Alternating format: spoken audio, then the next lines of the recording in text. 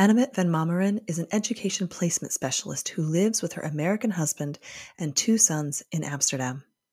Her company, New2NL, specializes in making an international move a smooth one for school-age children and their parents.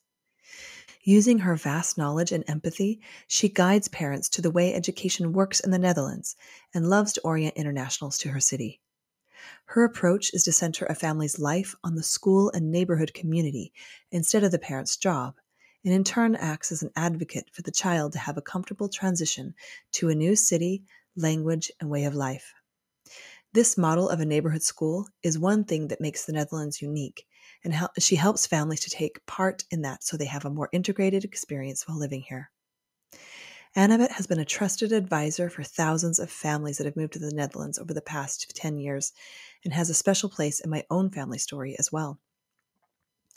While our plans to move abroad were still tenuous at best, I remember sitting at my house in Salt Lake City and talking with Annebet about our family's goals and values and how that would align with various schools and neighborhoods in Amsterdam. From there, she helped shape our strategy for integrating our then 5-year-old into school and also into bilingualism. She gave us guidance from her vast wealth of knowledge and heavily influenced which school and neighborhood we landed in, as well as what was very best for our son, which resulted in us fast-tracking our arrival so we could arrive before the first day of school for him. For us, that first year was transformative in so many ways, thanks to the great advice we received from Annebet. To have her on your team if you plan to relocate to the Netherlands is invaluable. Recently, after almost 8 years, we sought her guidance again with my oldest when we were compiling his list of schools for the Amsterdam Middelbaar School Lottery, a process that anyone who has done it can attest is incredibly intense, and as a non-Dutch parent seemed impossible. I enlisted Annebet yet again as a trusted advisor and expert to get perspective and match our family's values to the choice of schools my son would include on his list. Annebet is a rare gem, and I loved talking to her about what she does and why. She just celebrated 10 years of supporting companies and individual families in their move to the Netherlands. I'm really proud to bring her story to you today. Thank you so much for listening and following along. If this episode resonates with you, don't forget to share it. If you would like to join House of Peregrine and get your exclusive Laser 314 House of Peregrine Smart membership, you can join for €200 a year at houseofperegrine.com/marketplace. Members enjoy access to events and connections, as well as discounts and exclusive products and resources for living well internationally. Okay, on to the episode. Annebet, the woman, Hi. the myth, the legend. You really are someone who looms large in my expat and international life story. So I'm really, really happy to have you on today, finally. And I'm very excited to introduce you to the House of Peregrine community. So thanks for coming. Well, thank you for having me. I'm really excited to be here on your podcast. Yeah, good. So I want to tell the story of how I met you, but first I want you to tell everyone your story, where you're from, where you grew up, and what brought you to this work. Yeah, great. Well, so my business is New2NL, and I started that about 11 years ago. And I help international families find a school for their children in the Netherlands, and I advise about everything related to education. What brought me there was really a combination of a lot of different things. So I am Dutch, and my mother used to be a teacher and a dean at the school for newcomers. So first for children and then for adults who had to learn Dutch. Explain what that is really quickly. So newcomers explain that just quickly. Sorry to interrupt. Yeah, so there were children who came to the Netherlands and they didn't speak Dutch and they couldn't really follow the classes at the regular school. So my mother helped set up some newcomer classes for them to learn Dutch and then develop their Dutch language skills and prepare them for regular school. And she did that on her own or with the help of the government? Well, with the help of the government and some other experts in that area, but she was one of the first to set up some of the newcomer schools, and now they're very common in the Netherlands. Yeah, I didn't know And that. later on, she moved to helping adults, So when they wanted to study in the Netherlands or find a job, but they didn't speak the language, then she helped them to integrate and to learn the language and find the right course or job for them. So we always had people from other countries at home and always had food that we couldn't pronounce the name of, but it was always very interesting. And then I studied organizational psychology and I specialized in intercultural conflicts at work. So I learned again a lot of things about different cultures, different people, which I found very interesting.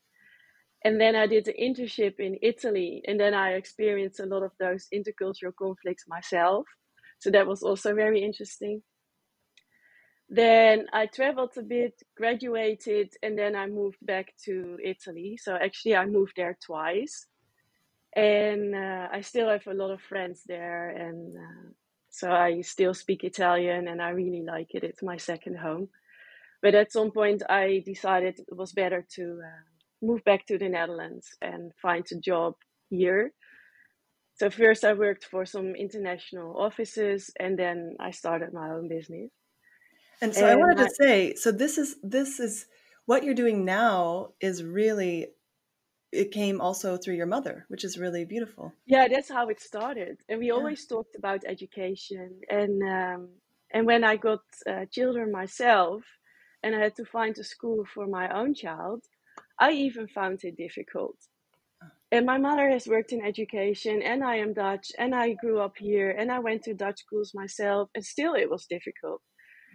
And then I realized, and when you don't speak the language, and when you are not born here and you don't know how it works, it's even more difficult. So then I started to help international families. And first, I was the organizer of the Amsterdam Moms and Dads meetup group. So I organized play dates and mom's night out and all that kind of things. And I got a lot of questions, and especially about schools. And my husband is American, so I also know from his perspective how things work differently in the US. Yeah. So I combined all that. And I was helping a lot of people just telling the same story one after the next and the next. And at some point I thought, okay, let's just give a presentation to the whole group. Then I only need to tell the story once. So I did that a couple of times. And then someone said, okay, now I understand how the system works, but how do I find a school for my own daughter? And I was like, yeah, you have a good point. So that's how I started to help people individually. And he referred me to his friends and colleagues. And so it grew from there. Yeah. Yeah.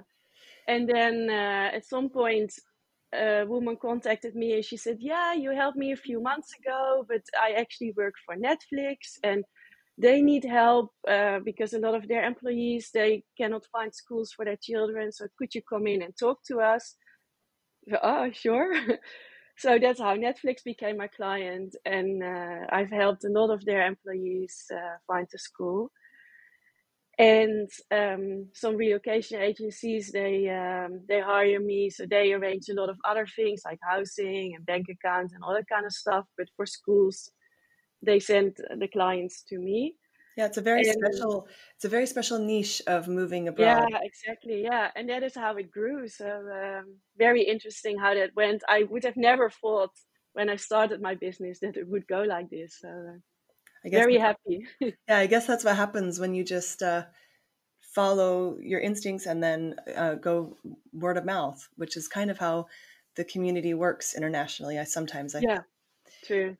So tell me, I want to go back a little bit because what you said was so interesting, that you moved yourself 2 times internationally and you married someone from a different country.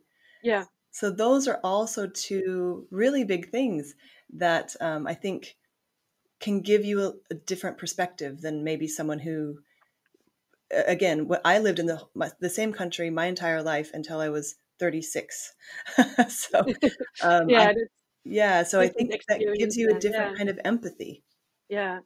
Yeah, and as a child, we moved a lot within the Netherlands, but still from the southeast to the northeast to the further east.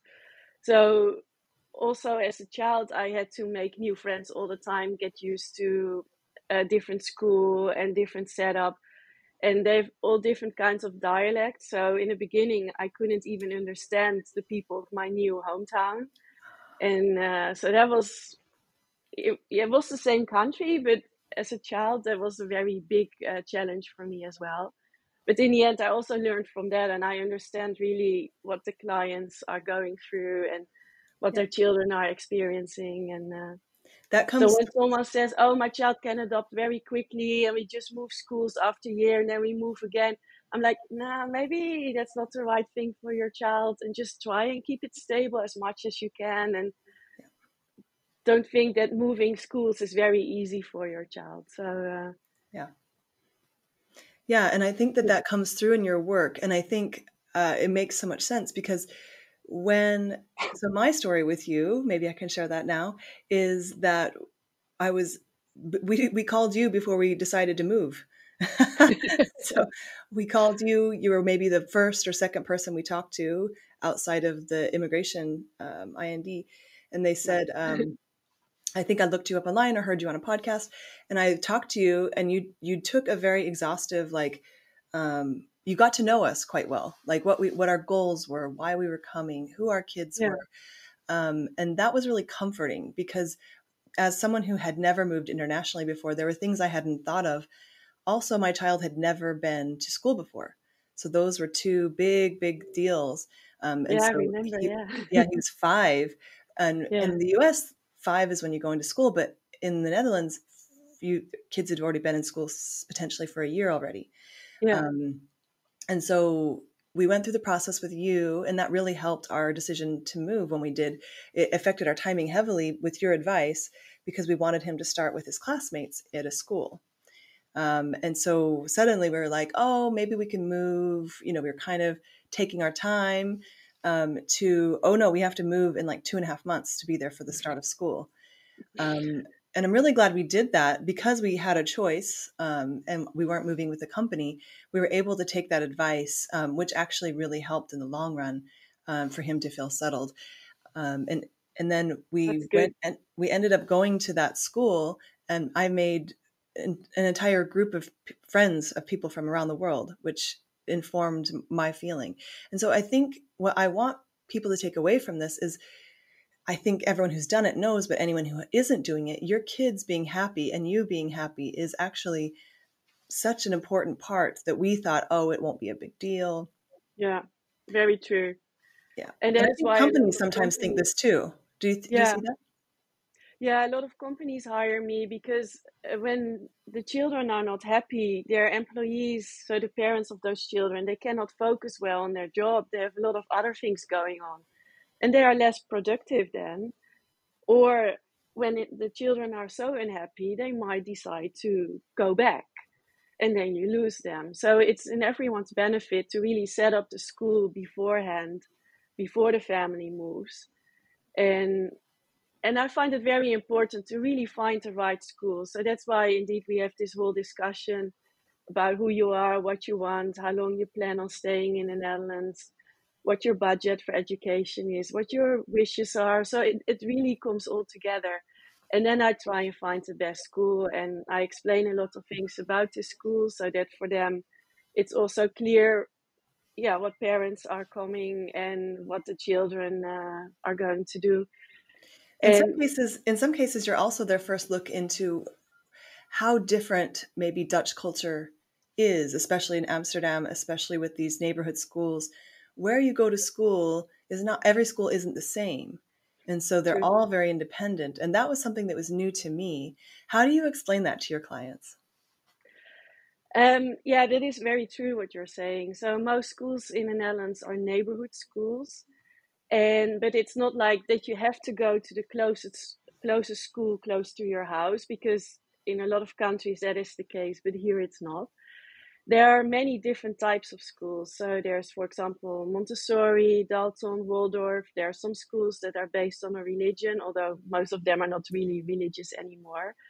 So I cannot tell you you have to go to the nearest by school if that is a Montessori school and you don't care for Montessori, for example. So to find the right match is very important. But at the same time, most parents do choose a school that is close to home, because then they can walk there and they can more easily organize play dates and other things, which is also a very important aspect of Dutch school. So all parents have their own preferences, their own things that they find important and that they don't care for. So it really depends on the personal situation. No, And that makes it very interesting for me as well. yeah, and I remember everyone saying to us, "It's what you like. They're all good. It's what you like." Yeah, And since you have such a history, I want to ask you about this. Why do you think it's done this way in the Netherlands? Because it's a very different approach, having all these different, like Montessori, Dalton. I don't know how it is in everywhere of the world, but in the US, these are private schools. The true. government doesn't do this. Or Yeah. tell me, is there a history there or something we can learn? Yeah, it's very interesting actually, because previously the Netherlands was very divided by religion. So roughly the northern part of the Netherlands was Protestant and the southern part was Catholic. And people didn't really meet each other a lot. So they all had their own sports clubs, newspaper, radio stations. Everything was very divided. But the official religion was Protestant. But then a lot of Catholics were like, yeah, but we want to have our own schools. We don't want our children to go to Protestant schools. And then, so in the end, they had a school battle in the politics that took more than 100 years. So Whoa. a lot of debates and discussions. Yeah, it was very heated.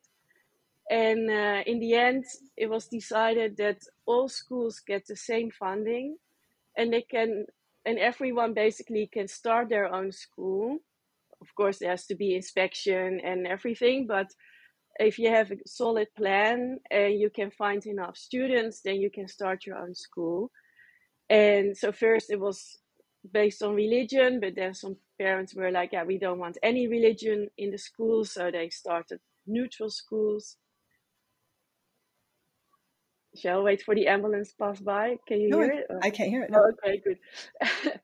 And so in that way it developed, and then some parents, they were like, yeah, but there's other concepts, other ideas about education. So and at that time you had Maria Montessori, who started with her own concept, and Helen Parkhurst, who started the Dalton schools. So they incorporated all those different different philosophies, different approaches in the schools. And then during the Second World War, the Nazis put a lot of Dutch politicians together in a sort of prison. And then they were forced to talk to each other. And then they discovered that actually the differences between the Protestants and the Catholics and the neutral people are not that big. So they had to unite to be strong together against the Nazis. So that is how religion became less important in the Netherlands, and the differences. And then when the television came, in the beginning there was only one program per week. So one on the Protestant channel, one on the Catholic channel. And so you were only supposed to watch that program. But of course, TV was so special back then. So they also watched each other's program. And then also they discovered it's actually pretty fun. And why are we dividing everything so much? So since then, there's less and less division, and religion is less and less important in the Netherlands. So there are still a lot of religious schools, but most of them were built many years ago when it was still much more divided. And now you barely find religion in the school anymore. Right. But it varies per school. But Yeah. so it's a long history of how that went. And so since the end of the school battle, all the schools get the same funding, and it doesn't matter what their approach is, and if they fulfill all criteria, then they're approved by the government. So there are a few private schools, but less than 1% of the schools in the Netherlands is private. Most of them are international schools. And the private schools, yeah, they're very small, and most children, they first go to regular school, but then if it doesn't work out because the class is too big, it's too overwhelming, then they might go to a private school. But even the children of the royal family go to the regular schools, so that is how common it is. Yeah. And I think that that is an incredible history that I never knew. So thank you so much for sharing that. And it makes a lot of sense that so just to be clear, so anyone can start a school as long as they have a certain, have certain requirements met and safety and all this. Um, what I've noticed is a lot of the schools were started by parents. Yeah, that is it is pretty common, but it also depends if you want to have government money or if you want the parents to pay everything. So if you want the government funding, then there's more rules. So then you can only start a school if there's no similar school based on the similar principles in the area. So that can be a different religion that doesn't exist yet. But by now there are Islamic schools and Jewish schools and Hindu schools. So yeah, there's some approach in school nearby, but a lot of the previous schools, they were started by parents indeed, and then later they became part of a school group. So a lot of schools belong to a school board, and Yeah, that's what so I. Yeah, and it's really interesting because you can tell, and you can tell in a good way. And so if you look, when I look at this system, I find it very comforting that the parents or the people who are using it created it. That's always a good thing. But also, and I think this varies from school to school, but there's a lot of parental involvement and from mothers and yeah. fathers, which is, again, it varies from school to school. The school my kids go to is very heavily involved with parents. But the other thing that happens that I've noticed, and we're kind of getting into the weeds earlier here, is it makes it so the schools are all more kind of across the board. It's hard to say this is the best school, this is the best school, because they're just all different. Yeah. Yeah, there's no ranking of schools like in some other countries. And every parent has their own criteria. So, yeah, I cannot say this is the best school because maybe I have different priorities than you have, or your friends, or your neighbors, or so. That's very Yeah, Dutch, yeah. which I So love. I talk about the most suitable school based on your criteria, and that can be different for another family. Yeah.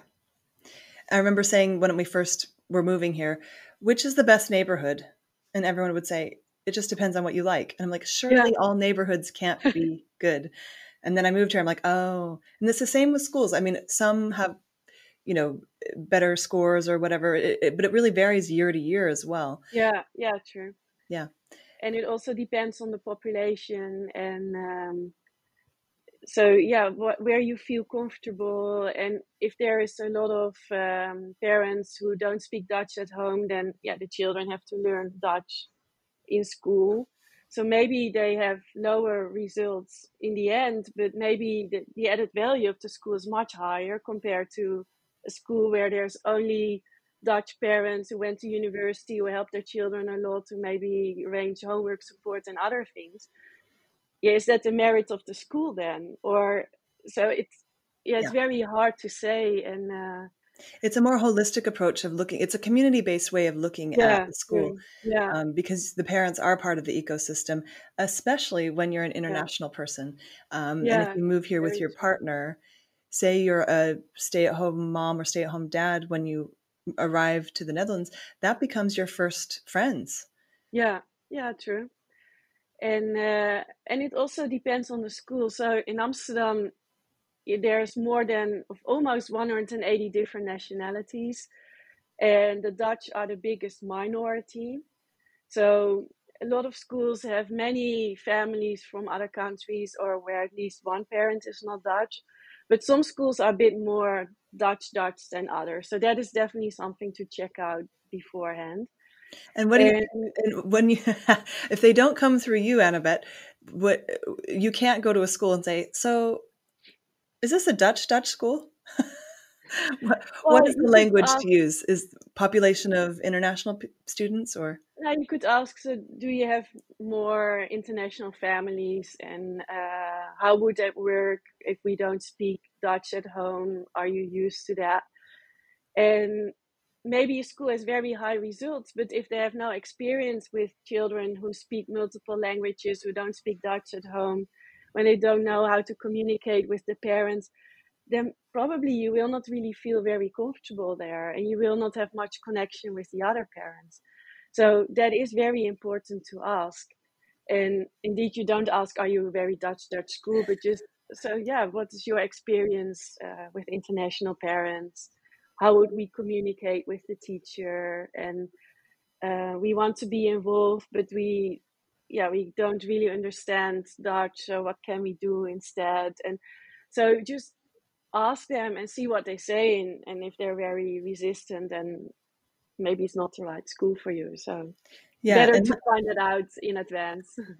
yeah, and that's the thing I also didn't know is they want you to ask those questions. Yeah, So they want to have a conversation. They don't. Nobody wants you to be in the whole city. Does not want you to be in a school that you aren't comfortable. exactly. But I was And you very have shy about that to, when I first arrived because I didn't want to offend them and I didn't want to ask the wrong questions. yeah, But I guess part of the directness of this and also the way the schools work is you really are finding out if you're a match. yeah, yeah, true. And the schools also recognize that they are not a good school for everyone. So they don't select students, but yeah, if they feel there's really not a good match, if the parents really have different ideas about education, or they are wishing something that the school cannot offer, then yeah, the principal might also tell you, so yeah, maybe the other school next door is a better fit. Yeah. And Which yeah, was they which can be a shock, but you will yeah, always be thankful that they gave you that level of honesty. exactly. And it is in the end about the children. And when the parents are not happy, the children will feel that they will not feel comfortable in school either. And yeah, they don't learn well. So you Yeah. want a place where your child can flourish, and but also where you feel comfortable, because as a parent you leave your child in school for many hours in the week. So if you feel stressed about that, then you're not happy, you're not doing well at your work, so it has a lot of consequences. It's better to prevent all that. Yeah.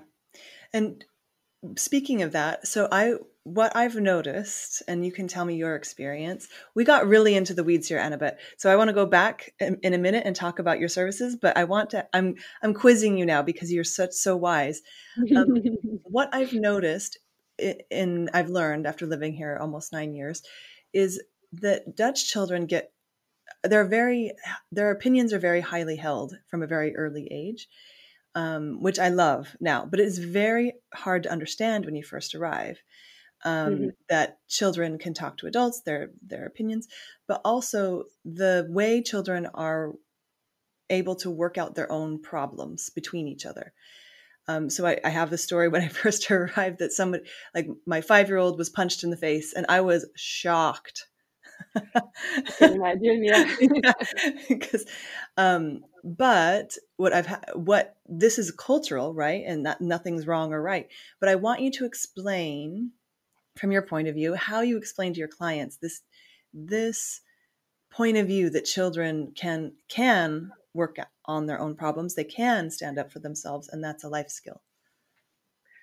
Yeah, but children already from daycare, they are being taught that they have to indicate their limits and when they don't like something anymore. So maybe if your child is in Dutch school, they must have learned the phrase "stop, hou op."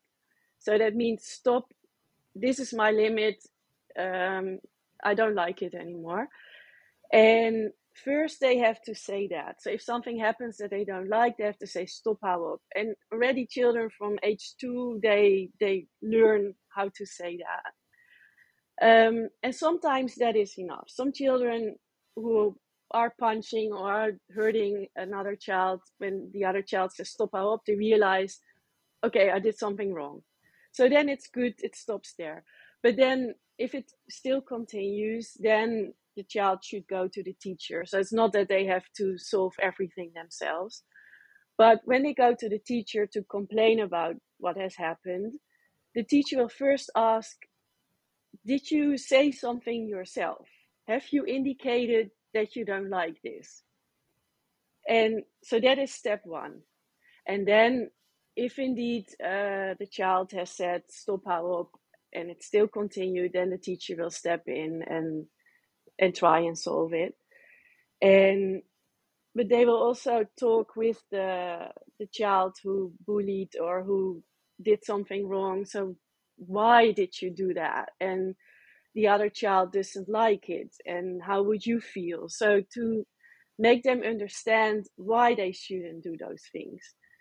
And every school needs to have an anti-bullying program. So they talk a lot about what is wanted and unwanted behavior, and they do a lot of role plays. So they make the bullies feel, if you're getting bullied, how does that work on you? How do you feel about that? And so what are the consequences of the behavior that you are showing, and why should you not do that again? So they try to tackle that from different perspectives. So instead of saying no violence, just none, they Yeah, take into account that children are children, people are people, and you need to learn how to both defend yourself and not bully. yeah, that is the ideal. And of course, yeah, things do go wrong. There is some bullying. People do get hurt. Children do hit each other. So that all happens. But they try to prevent it and solve it by talking and discussing from different perspectives, and also take the children seriously in this. And maybe the child who has hurt someone has been hurt themselves. So also analyze what's going on in the background, and maybe the child didn't learn from home that you shouldn't hit someone, or maybe they have seen someone hitting someone else and they think it's normal. So it's not only punish them, but also try to understand what's going on and how can we help things in a bigger scheme. Yeah. And but if a child gets hit, that is never good. So you shouldn't sugarcoat that. It should, and if the child cannot solve it themselves, then they have to ask for help for the teacher. So well, yeah, and I think that on the hitting side, maybe that child didn't learn, but what I learned from my culture is that we weren't telling kids to say their limits all the time. yeah, and that is very important. That's where it starts. Yeah. And also for your own empowerment, and later on that also translates to to giving consent to other people, so for sexual behavior and things. So I don't want this. Yeah. I don't like what you're doing. And I think that is very important, and that is what starts from a very young age, with hitting and biting each other, and just, I don't want this, stop. Yeah. So that's how it grows into more serious behaviors and things. Yeah. And that is really important. And so you can punish the other child, but then if they don't understand why they're getting punished, they maybe repeat it again. So it's important to make them understand why they shouldn't do things. And maybe they don't realize that the other child doesn't like it. Maybe it was a joke, maybe it was an accident. So if the other child clearly says, I don't want this, then it's very clear they shouldn't do it. So there's a whole story behind how Yeah. to approach Well, it. but I think that the thing to note is it's cultural, because I think it's really easy if you come from a different culture that says no violence in school. Of course, they say no violence in school here. They're not going to say there's violence allowed, but it's this relational learning that is cultural that I think is different in different cultures. And so I think it's important to note when you go into a school that has less maybe less international kids, or this is just a culture thing, I think, which is really lovely, but it's really better to know about it beforehand. Yeah, true. Yeah, and everyone comes from a different background, different culture, so they all have their own perspectives, of Yeah. course, and Yeah. and it's not good or bad, it's just different. So it's very important to understand the differences and how to approach the children and the parents and the teachers Yeah. from those perspectives. Yeah. And you're dealing with that with your clients. I mean, how many do you have a count for how many different people from different countries you've placed in Dutch schools? Well, so now in almost 11 years, I've helped about 1,200 families, and most families have more than one child. So that's a lot of children. And I don't know the exact percentages, but I think around 75% of my clients chooses for a Dutch school. And but that's also because the international schools, they communicate in English, they have an international program, so it's easier for international parents to understand. Yeah. So I often help them, what's the difference between this international school and that international school. And yeah, so why don't you start there? I want you to start with your process of how you help people. So walk us through that, if you wouldn't mind. Yeah, sure. So I ask a lot of questions in the first call, so you remember that as well, of course, because it depends on so many things. The first thing is, how old are the children? So if they are already teenagers, they have been in an English speaking school, maybe it's easier for them to continue with education in English. And that offers more continuity, and maybe they can follow the same curriculum, so that's easier. But when the children are younger, then it could make sense to go to Dutch school, and that has a lot of advantages because, like we talked about before, the Dutch schools are neighborhood schools, so you really are part of the neighborhood. You can go to the same school with your neighbors. The Dutch schools are more stable usually, because at international school a lot of families come and go, so you have to make new friends all the time. Of course, families in Dutch schools do move, but less compared to international schools. So they have more stable friendships. And especially if you plan to stay in the Netherlands for a longer period of time, it has a lot of advantages to go to Dutch school. And there are more Dutch primary schools than international primary schools, and especially for secondary, there's many more options in the Dutch system compared to the international schools. And also for universities, there are a couple of universities that have their whole course in English, but there are more options in Dutch. So once a child speaks Dutch, then they have many more options in the Netherlands. But it also depends on what the parents want. And some parents have a very strong preference for the international baccalaureate, so the IB curriculum. There's a very few Dutch schools that follow the IB curriculum, but in general, you are stuck to the international schools then. Or they really want Montessori, but there's no international Montessori school, so then you end up at the Dutch school. So it really depends, what suits the parents, what suits their short-term and long-term plans. And if they are here for 1 or 2 years and they will move to another country and then soon after to another country, it's better to stay in the international system, because then the curriculum is more or less the same and they can pick it up where they have left off in the previous country. So then a Dutch school is really not a good idea for them. Yeah. Plus, if people, what I learned is that you really have to convince people you're not moving. So they don't trust you for like at least 2 years. They're like, you're probably just going to move. So it's really hard to make friends. But then they're like, oh, you're still here. So then you start making friends. And that's the number one question always is, oh, so are you planning on staying? Yeah, that is true. And so you So hear a lot socially, about it really is hard sometimes if you're only planning on staying 2 years. To make good true. friends. And then if you don't speak the local language and you don't really understand what's going on, and then maybe a lot of people they don't really, indeed they may not trust you that you are staying for a longer time, and they're like, I'm not investing in friendships, and then you're leaving again. So it can be hard then, indeed.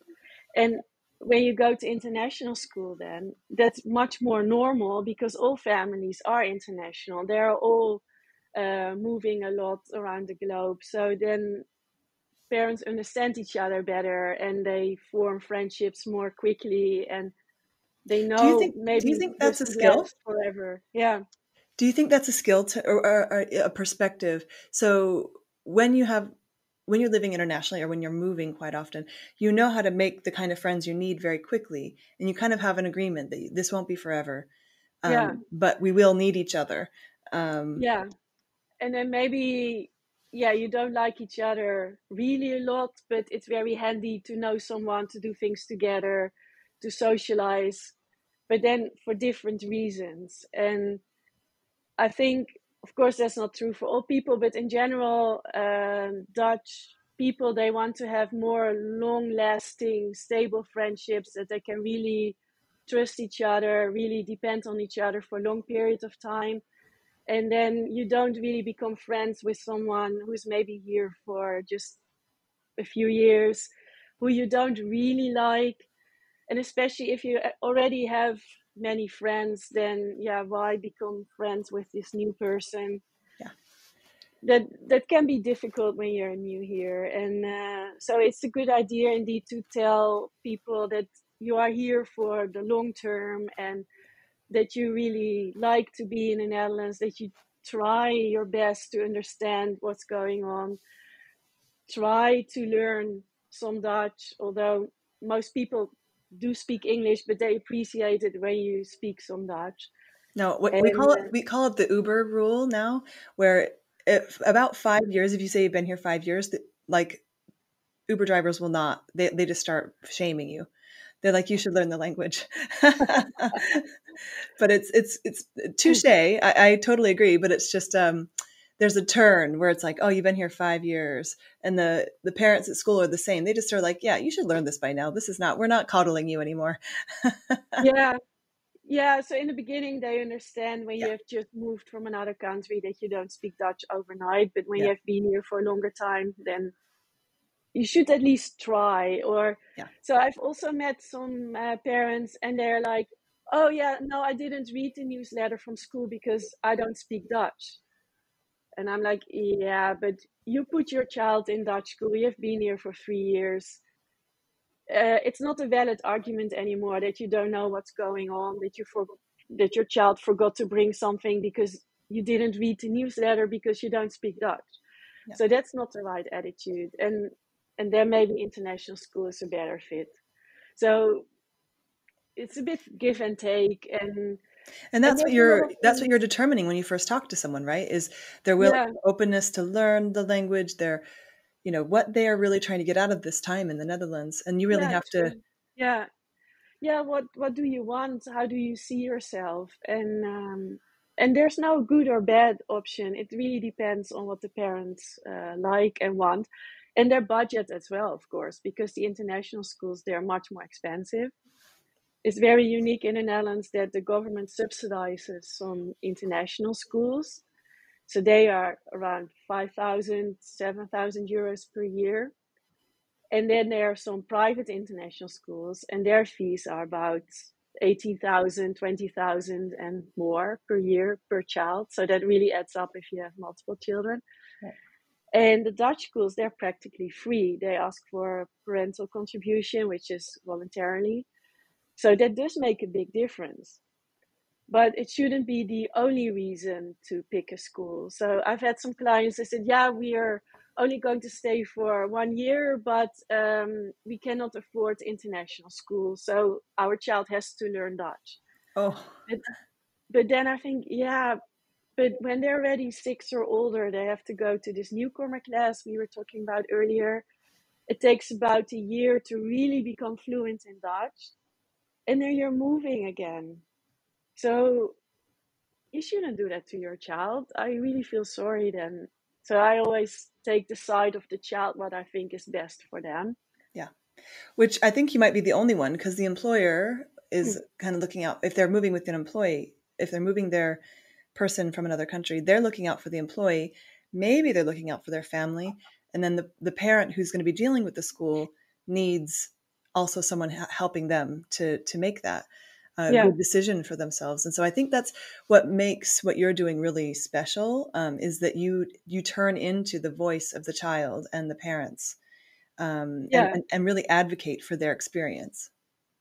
Yeah. And also, some of my clients, before they sign their work contract, they talk with me to understand if their children would be able to find a good school. And only when I say, so yeah, there are several options, I'm sure it will work out, then they sign their work contract and they move to the Netherlands. But I've also had some clients in that position who in the end decided not to move. So, for example, a 17-year-old from the US, um, they don't speak Dutch, so they cannot go to Dutch schools. The international schools, the diploma program takes 2 years. And so they're only missing 1 year in the US, but they have to do 2 years in the Netherlands. So yeah, they have to repeat a year while there's no academic reason. And then also for friendships and their social life, I really don't think that's a good idea to move at that age. Yeah. So, and yeah, I give the parents all different perspectives. And in the end, it's the parents who decide, of course. But yeah, Yeah. sometimes I tell them, so I really don't think you should move. Yeah. And the same for children who have special needs. And if they're already a bit older and they go to school where they get a lot of support in their own language, and that goes well, and then yeah, bring them to the Netherlands. And there's a lot of support for special needs children, but most of it is in Dutch. But if they don't speak Dutch, yeah, that's not working. Yeah. The international schools can only offer limited special needs support, or you have to pay a lot of extra money. Yeah.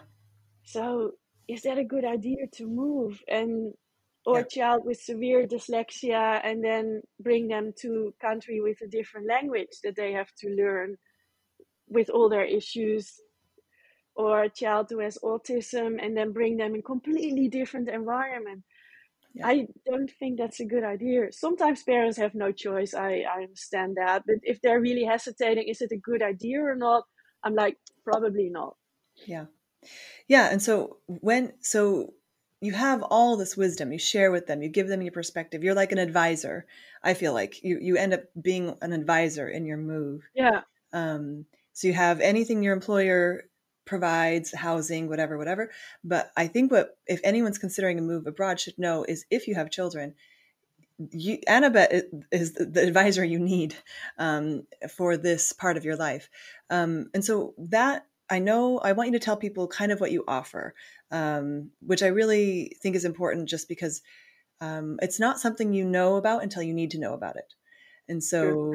so when your kids are younger, say 2.5, would you say, to Mhm. 12, what kind of help do you provide? Um, yeah, for yeah, and that depends again on where you live. But in most cities, preschool starts at age 2. In some other places, at age 2.5. And most children go to primary school the day after their 4th birthday. So from 2 to 4, I help with preschool, but that's only half days per week. So usually around 16 hours per week. So if parents work full time, then I also need to arrange for daycare or a guest parent who is a sort of qualified nanny. So that depends a lot, yeah, what they need. And then But you can arrange that. You can help them find those yeah, things. Yep. I do that too. But when a child is 2.5 or older, then besides daycare and preschool, we also have to start talking about schools. And that comes as a surprise for a lot of parents. And so, like I said, most children start school the day after their 4th birthday. So they start throughout the year and not in the beginning of the school year necessarily. And then primary school is from age 4 to 12. And then secondary school from 12 to 16, 17, or 18. And depending on the level, and that's a whole other story. Yeah, it's another matrix. Yeah. And then if both parents work, then they probably also need after school care. So I can also help with that. And that's also difficult to arrange sometimes. So it really depends on the ages of the children and the work situation of the parents. And but it's safe to say your fee, you charge a fee and then you help them with whatever placements they need. They're not guaranteed through you, but you help them make a good choice, get on the right list, get on the good side, whatever you need to do, like to know what to do. You help guide them to get into what would ideally be their ideal situation, if possible. Yeah. And I offer different packages depending on their needs. So there's introduction calls. So I explain just how it all works, and then the rest of the work the parents do themselves. I also have a special package that we talk about different areas and what schools are in this area. So if parents are still hesitating between different cities. So, okay, in this city, there's a newcomer school that's a specialized school, and all children of the whole city go to that specific school. And in another city, there are regular schools with internal newcomer class, so really depending on what you want. So that's how we talk about that. But there's also all-inclusive package, and then I really take the parents by the hand and I guide them through the whole process. And I ask the schools if they have a place, and if they do, then I write a report about the school so the parents understand how the school works and what the school hours are and where they can find the vacations and what type of school it is, and a lot more information. And I give the parents a checklist that they can use when they visit the school. So with a lot of questions that if you don't know that you can ask something, you don't ask it. But so they get a lot of ideas about, it's good to ask if someone else wants to pick up my child from school, how that works. So they sometimes I visit the school and then I see parents walk around with my checklist, which I really like. And I've also written a sort of summary in English of the school guide. So it's a template that I've given to the schools, and they only need to fill out the name of the teacher and the exact school hours, but the rest is already there, so they can give that to the international parents. And I set up visits for my clients, so I arrange everything that they know where to go and whom to talk to. And if they want me to accompany them on the school visit, then I charge extra for that. So it really depends on what they need, and all packages are tailor-made, and then can be extra with preschool, after school care, or any other things that they need. And then I have a special package for communication with the school. So some parents, they have an issue at school, or they don't know how to talk to the teacher, and then they can talk about it with me, and I can give them. Oh, you do? That's new. So like if you need, it's almost like therapy. Like sometimes it feels like that. Yeah, but that's fine. That's and that is what you mentioned as well. So a lot of Dutch people, they're pretty direct in their communication style, and they just tell you exactly how things stand. But a lot of parents, they are not used to that. So they ask me, the teacher told me this. How should I interpret that? So just what they said. Yeah, but maybe they mean this, or maybe. So if the teacher says that they don't like that the child disrupts the class, and they say that to the parents, but then some parents feel like, oh, maybe they want to expel our child from school. Do we need to find a new school? Do we need to talk to the principal? So why? They just said your child shouldn't disrupt the class. Period. That's Yeah. it. You don't need to read in between the lines, Yeah. and if you don't agree with that, or if you don't know how to approach that with your child, then ask the teacher. So it's an open conversation. They expect your input. They expect to hear your opinion. And if you don't agree with the teacher, that you just tell them so. And so I inform the parents how those things work, what the teacher probably expects from them, and how they should interpret the message they get from school. Yeah. And then you send them back in, because it really is like, as a parent and as an international parent in a Dutch school, there are those moments where you're like, you get overwhelmed with always not knowing exactly what's going on. And True. so even if you know that, this is a cultural difference, there's directness here, it really, just talking it out with someone is really helpful. Yeah. And so in your journey, I think that's a really beautiful thing you offer, because sometimes you just need, and we have a WhatsApp group for international parents that we go, oh, am I crazy, or is this just, normal? Yeah. And it's not because we think it's wrong, or it's just like, am I crazy moments where you're like, okay, is this normal? Is it my kid? Yeah. Because I'm And it crazy. is different from what I expected, Yeah. and how to approach that. And Yeah. but also for Dutch parents, especially with their first child, they encounter a lot of new things as well. That's So true. yeah, so they often have questions as well how to approach that. But they don't think it's cultural. They just think, oh, I I don't know just what to don't do. Yeah. understand this, or the teacher is a bit weird, or whatever. Yeah. So it also depends on what label you attach to it. Oh, this is Dutch, or this is different culturally, or This is maybe the school culture. This is the teacher. yeah. Yeah. There's so And many then things. so it's just how to communicate with the teacher. And so especially with my older son, he came home with some stories that I was like, what? Huh? What happened? So then I just went to the teacher the next day. So yeah, my son told me this. I really don't understand. Doesn't make sense to me. Can you explain? And then it usually turns out that there was a different context, or the child just interpret something in the wrong way that didn't happen, or so then you understand better what's going on. So Yeah. my advice is just to talk with the teacher in a neutral way. You were not there when those things happened, so you haven't seen it, but just ask the teacher, okay, can you give your perspective, and then try and solve it, and then move on. So don't keep on building up all those things, or escalate it to the principal right away. First talk with the teacher, and most of the things, it's a misunderstanding or miscommunication, or the child doesn't have all the words yet to explain exactly what happened, and then you can solve it, and it's okay. Yeah. With the second child, I understood better how things go, so it was easier for me to interpret things.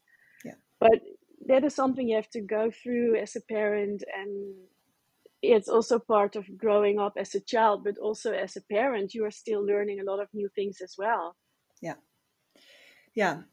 Okay, so the last thing I want to talk about, and we're going to go a little bit over if that's okay, is Sure. middle bar school, which is the equivalent. So when the children turn 12, I don't want to go over the whole system, but it is unique in the world, I believe, that children have such a huge decision, and they're placed in a school that they'll be at for the rest of their school career when they're 12, and that's a differentiator for the Netherlands, I think. Yeah. Yeah. And you We help could people through fill a this whole process. yeah, yeah, we could fill a whole new podcast That's right. That's about right. this. Um, But how do so you help parents through this process? Because it is rigorous, even for Dutch parents, even if they know it's coming. It is a big deal. yes, it is a big deal, but it's less decisive for the rest of the lives of the children, like a lot of international parents think. So in the end of group 8, which is around age 12, that's the last year of primary school, then the teacher gives an advice for the next level of secondary school.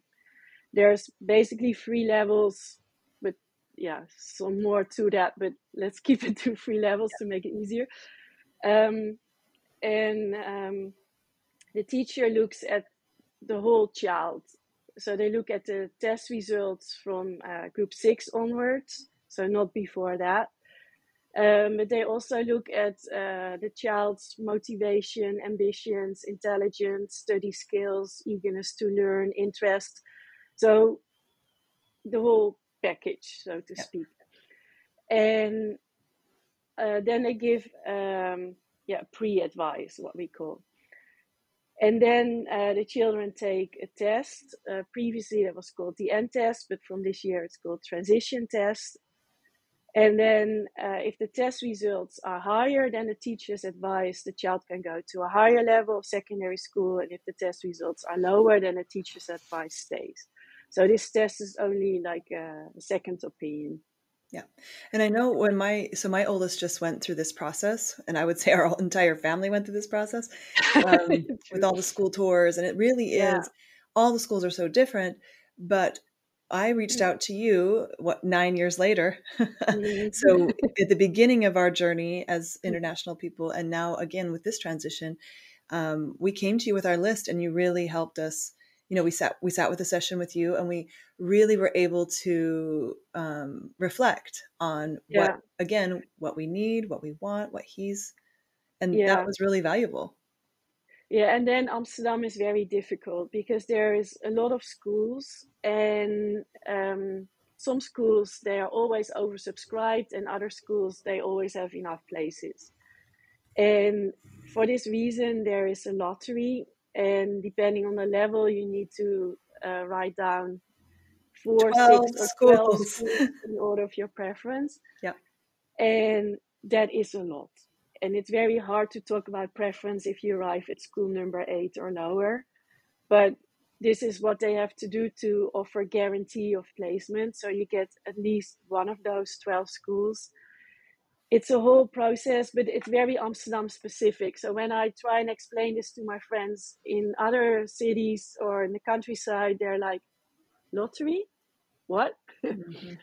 But it's good to know that a lot of schools, they combine different levels, and it's very common that the first year they have multiple levels in the same class, and sometimes even in the second and the third year as well. So this streaming takes place later and not right then. Right. A lot of things can still change. And then with the diploma of one level, you can also move up to the next level. So it's not that you stay at the same level for the rest of your life. And then also later on, there's a lot of options.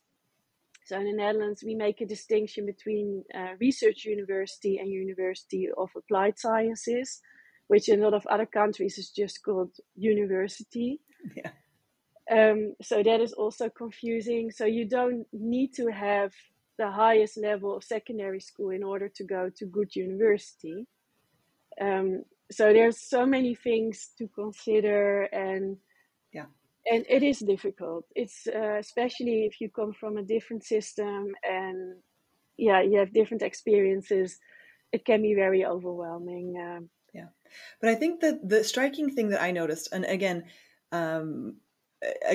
we didn't get our first choice, but I respect the notion that every single person can be put in their 12th choice. So you really do have to, you go to these schools, and rich, poor, expat, it doesn't matter, immigrant. Your grades or anything, nothing matters. These are the schools, and the parents, again, and I said this from the Boston school, the parents are faced with the reality of that their kid could go to the school. And so it's not like you can just move to a certain zip code and get the school, which is what happens in the US, right? And so I think, and I hope that it keeps more of an equalizer on the schools, even though there are some, of course, that have better scores and all that stuff. But I can respect everyone the process. Yeah. So there's no postcode policy for secondary school. So all children from all districts, they can apply for all the schools in the whole city if they want to.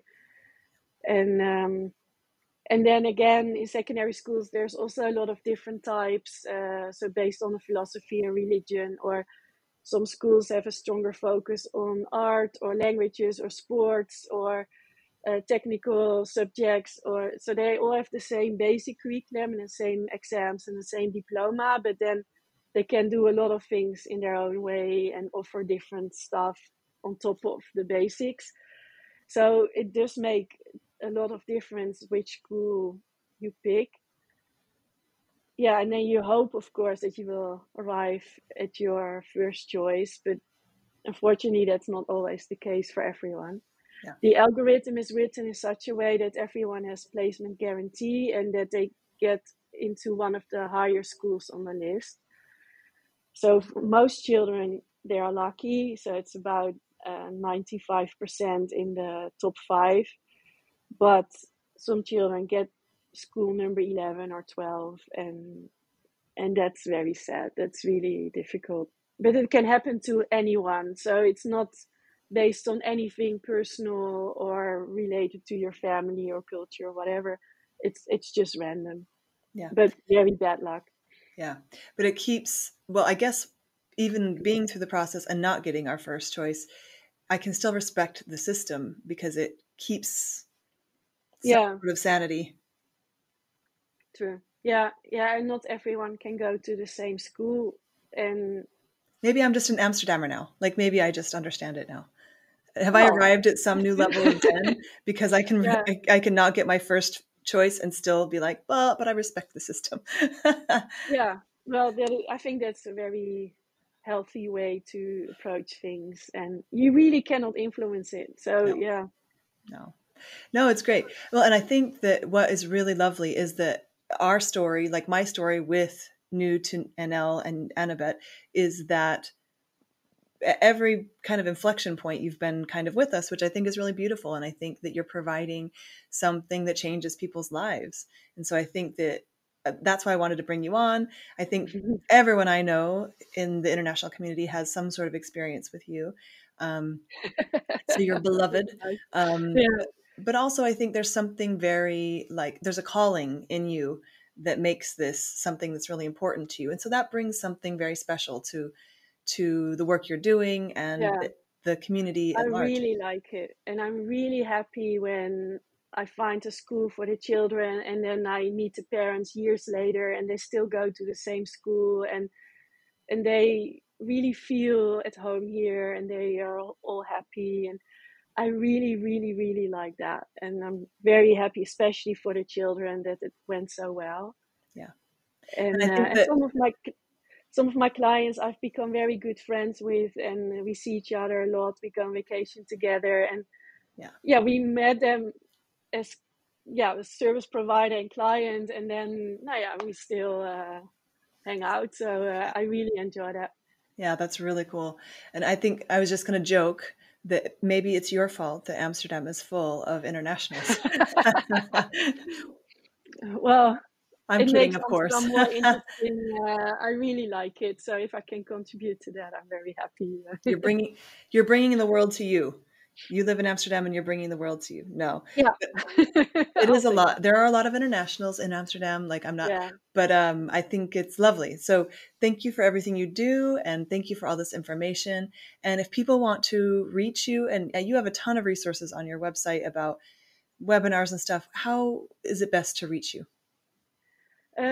Through my website. There's a contact form on the website. You also find my email address, and you can book a call through the website. So if you go to newtonl.com, then you'll find everything. To the number 2 NL. Okay. Correct. Yes. Yeah. Awesome. All right. Well, thank you so much for joining me. Thank you for all your help throughout the years. And I have 2 more children, so maybe we'll be seeing each other again. But for now, we say goodbye. And again, thanks for coming on. Thank you. It was really great to be here.